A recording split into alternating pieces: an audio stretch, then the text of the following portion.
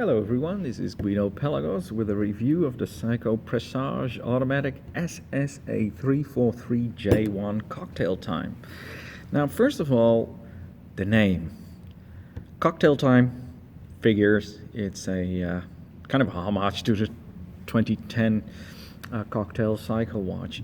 The only thing that really interests me with the name is how do you pronounce it? Is it the Seiko Presage or the Seiko Presage?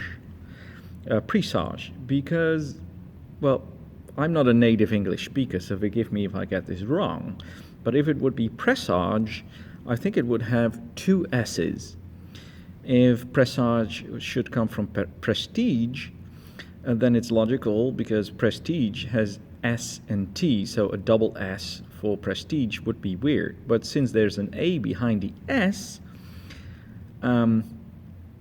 maybe there should be an extra S, because then it will say Presage, like pressure. But Presage, or Presage, or Presage, we know of which watch we're talking about, and that is this one. It is a lovely watch. I mean, I keep saying it with every review, but in this time I really have to say that I've never been, or hardly ever been, this pleasantly surprised by a watch. If you've seen the unboxing video, you can see that it came in a display box with two cocktail glasses, which I thought was a really nice gesture. In Holland, this watch goes for 540 euros, and I bought this in Germany, which saved me about 100 euros. So everybody thinking that the EU is bad, if you do some business across the European Union, it's very nice that you can get a watch from Germany 100 euros cheaper than in Holland, because if we wouldn't have the EU, of course you have to pay taxes, customs, and all kinds of that shit, and the watch would have been just the same amount if I would have bought it here. So this watch, and first of all, of course the dial is beautiful. This one's got the 457-hour movement in it. I'll come back to that later. If you can see, it's got this lovely cocktail dial. Don't mind my hands, by the way. They're a little bit dry because of the very cold weather, and my hands tend to just split open when the weather gets cold. So anyway, here you can see the dial, and here you can see the minute, the seconds hand, the power reserve hand, and there is the date hand in the small sub-dial. Now these hands are all blue. Now if you look at the crown here, it has the S of, I think it's Seiko maybe. It's not Swatch. And if you look at the back of the watch, I think it's really nice.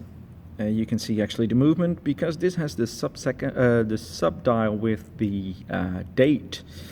It has 6 joules more than the normal Seiko cocktail time, and it just looks very nice. You know, you can see the whole movement in here. I think it's neat a little bit like this. So, and the finishing is nice. It's got a really nice goldish rotor, and I'm actually surprised the way this looks. I mean, I remember having the Citizen Grand Tour, or Grand Touring, the blue one, which isn't a diver, but it looks like a diver, and you could actually see the white plastic holding the movement together, and you can't see that here. It's all steel, so they did a very fine job.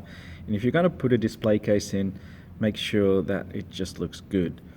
This is Hardlex, and this is Hardlex crystal, so it's harder than mineral. It's Seiko's own crystal, but it's not as hard as sapphire. Now I know there are some companies that will put sapphire crystals in your mineral or Hardlex Seiko watches. It will probably cost you around 70 to 80 bucks, but you might want to ask yourself, is it vale la pena? Anyway, it's a manual one. You can see the power reserve coming up, and I love the way they did it, because if you look at the power reserve here, it starts here by saying power reserve, then you go to empty, and the E is just a little bit off. Well, it's on the 3, but what I really like is if you look at the 10, that is spot on in the center. So they decided to put it in a way that the 10 is spot on in the center, and it eases off as far as you go up till 4 o'clock, which the 2 and the 3 and the 4 near the actually hour markers of the 1, 2, 3, and 4. I think they did that very smartly, and I think it's a joy to look at. I don't have any problems of the power indicator being that big. So let's get over some specs. It has a date and a power reserve. The diameter of the case is 40.5 millimeters. The height of the case is 11.5. It's a bit of a thicker watch. I think it's even bigger than 11.5 that I see here on the specs. Sorry, Judy called. All right, like I said, Judy called. So I think 11.5 is still a little bit on the careful side. I think the watch is a little bit thicker, but I like it that way. So there we go. The case, of course, is round. It's got the automatic movement in there. Sapphire crystal, it says, but it's not. It's hardlex. I'm reading the specs from the computer, I'm sorry. It's 5 atmosphere, which is 50 meters. It's good for showering. I wouldn't shower with it. It doesn't have a screw down crown. And yeah, I then of course you'd have to put it on a NATO. I think this looks horrible on a NATO, and you can't put it, well, you can put it on a leather strap, but you can't shower with it then, so don't shower with it. The lugs width is 20 millimeters. The dial is silver, but because of the pattern, it's all kinds of different colors if you keep it in different lights. Normally you get a 2-year warranty with the watch, and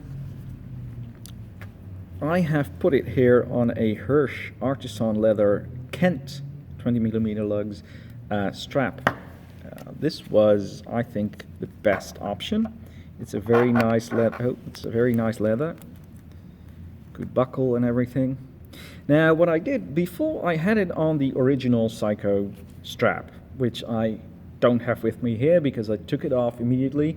First of all, they mount the strap the wrong way round, so this one is on the underside and the other one and the other way around. I think that's just ridiculous.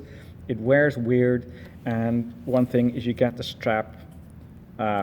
He said is this would stick out, and you would just hook onto anything that comes past it. So it's a very weird way they put that strap around. And like I said in the unboxing, it's like the leather you would find in a cheap replica small black shiny leather women's handbags for $5.